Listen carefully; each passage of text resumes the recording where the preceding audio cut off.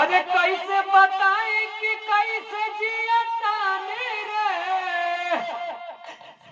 आज हजिया जुदाई के पियतानी रे लो बैठ रे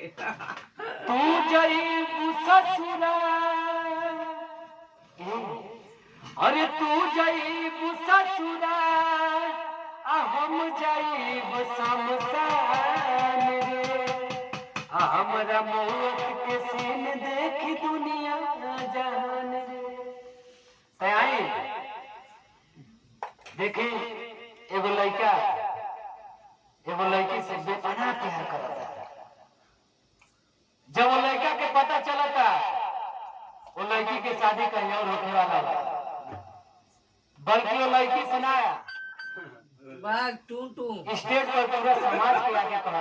था कैसे कहा